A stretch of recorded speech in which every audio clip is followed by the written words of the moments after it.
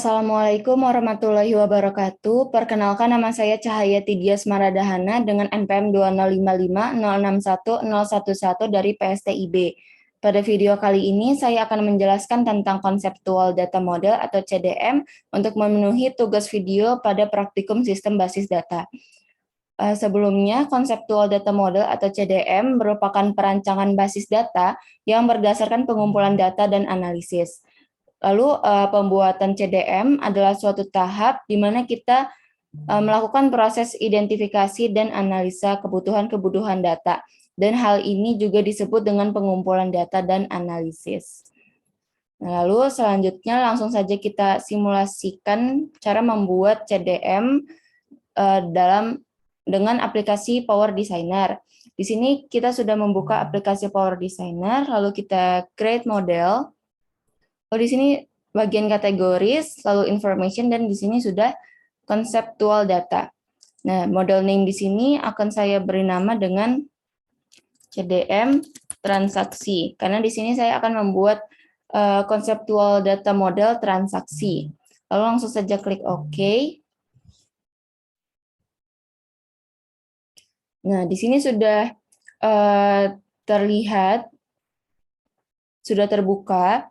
Lalu bagian atas ini merupakan toolbar, di mana toolbar ini terdapat tools, contohnya seperti ada file, ada edit, ada view model, dan lain-lain. Lalu di sini juga ada tab bar, di mana tab bar ini seperti ada diagram, result list. Lalu di bagian kanan ini ada toolbox. Jadi toolbox ini kita dapat mendrag tabelnya seperti entity-nya, lalu juga relationship-nya, dan lain-lain. Lalu di bagian kiri kosong ini, karena kita belum membuat apa-apa, jadi di sini masih kosong. Di sini adalah objek browser, di mana objek browser ini akan terdapat daftar model yang telah dibuat. Nah, lalu langsung saja kita buat CDM transaksinya. Pertama, kita klik file pada toolbar ini, lalu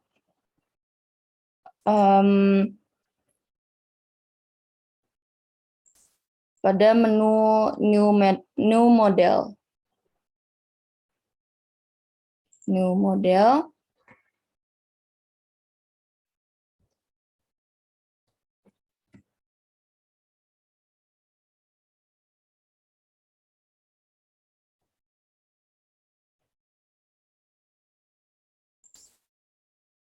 Pertama-tama kita klik tools pada toolbar ini. Setelah itu kita klik model option.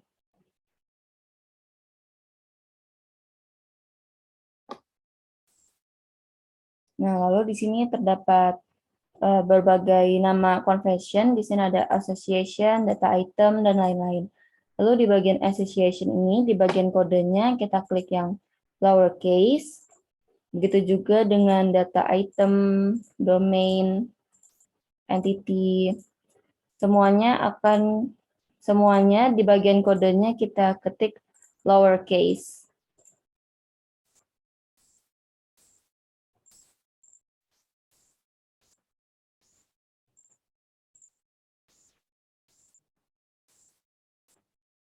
Lalu kita klik OK. Nah, selanjutnya untuk membuat data model CDM-nya dapat kita klik dari toolbox ini. Di sini bagian kanan ini ada entity. Kita klik saja lalu kita taruh di tengah. Nah, lalu kita klik entity-nya lalu kita ganti namanya. Di sini saya akan ganti nama buku. Lalu langsung saja kita masukkan atributnya, di mana atributnya ini adalah kode buku, lalu ada judul buku,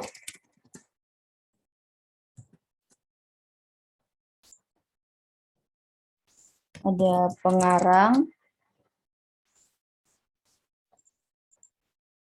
ada penerbit, dan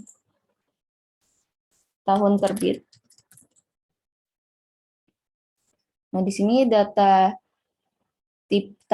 type-nya, tipe datanya kita ganti. Kode buku di sini adalah integer. Lalu judul buku adalah variabel karakter. Begitu juga dengan pengarang, penerbit, juga variabel karakter. Dan tahun terbit adalah number. Nah, di sini di bagian titik 3 ini bisa kita atur lengthnya. Di sini akan saya ganti dengan 100. Begitu juga tipe data variabel char yang lain, lengthnya akan saya ganti 100. Lalu untuk number ini lengthnya akan saya masukkan 4. Lalu di sebelah kanan ini terdapat M, P, dan D, di mana D ini adalah domainnya, P ini untuk primary key-nya, dan ini M adalah untuk mandatory-nya. Nah, di sini kode buku ini adalah sebagai primary key. Lalu untuk judul buku ini terdapat mandatory. Lalu di sini langsung saja klik OK. Lalu kita masukkan tabel yang lain, yaitu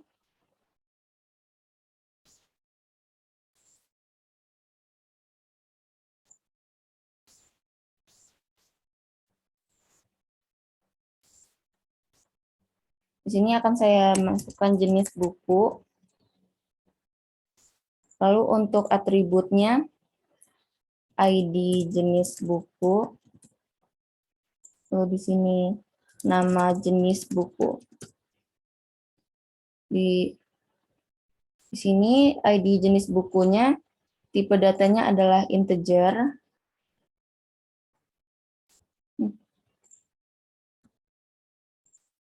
Lalu nama jenis buku adalah variable characters. Dengan lengthnya adalah 100.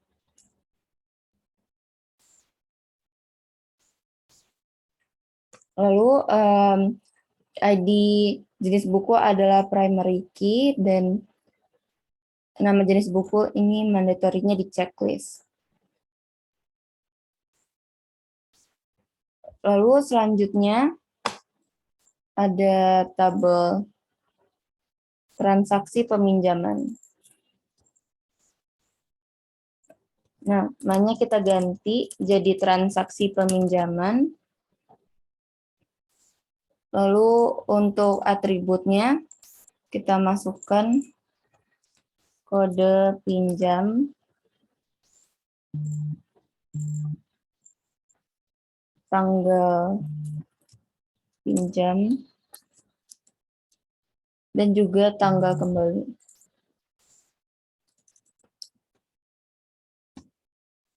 Lalu untuk data tipenya, kode pinjam adalah integer.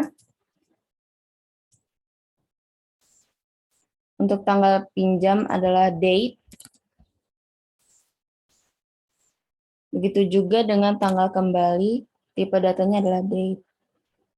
Lalu di sini kode pinjam adalah primary, lalu mandatorinya di checklist. Setelah itu, kita masukkan lagi tabel pegawai. Dengan langkah yang sama, kita ganti namanya. Kita double klik tabelnya, lalu diganti nama, lalu atributnya diisi dengan nomor induk pegawai dengan tipe data integer. Lalu dia adalah primary key. Lalu oke. Lalu kita lanjutkan dengan memberi relationship. Relationship-nya kita drag saja dari sini, Kita tahan ke tabel sini. Nah, di sini kita double klik, terus bisa kita ganti nama relationship-nya. Di sini saya ganti dengan jenis buku. Lalu di bagian cardinalities-nya kita bisa memilih jenisnya, ada one to many to one, dan juga many to many. Nah, untuk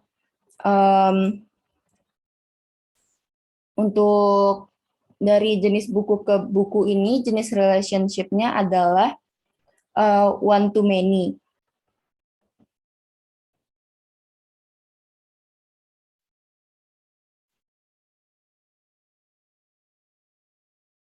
Lalu kita klik OK.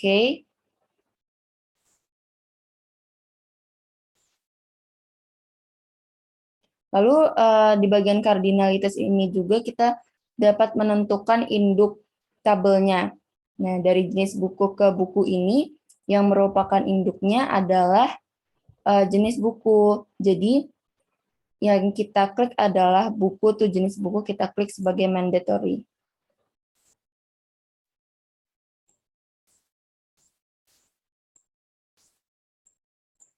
Nah, lalu untuk relationship-nya berikutnya adalah dari buku ke transaksi pinjam. Dengan langkah yang sama, kita ganti nama relationship-nya dengan transaksi pinjam.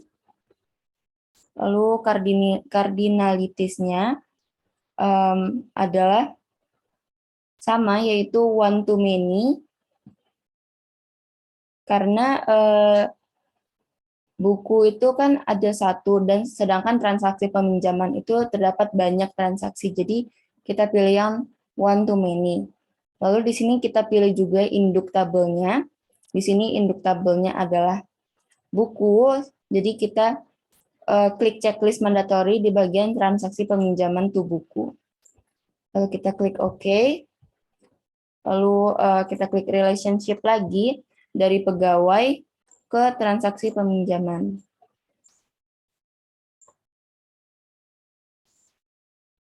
Nah, di sini kita ganti namanya dengan pegawai catat pinjaman. Di bagian cardinalities-nya yaitu one to many. Lalu untuk induk tabelnya yaitu pegawai, maka dia klik checklist mandatory dari transaksi peminjaman to pegawai. Lalu kita klik OK.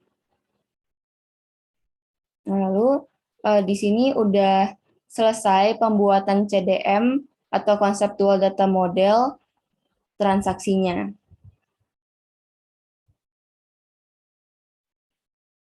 Nah, baik, sekian dari saya. Apabila ada kekurangan atau salah kata, saya mohon maaf. Saya akhiri. Assalamualaikum warahmatullahi wabarakatuh.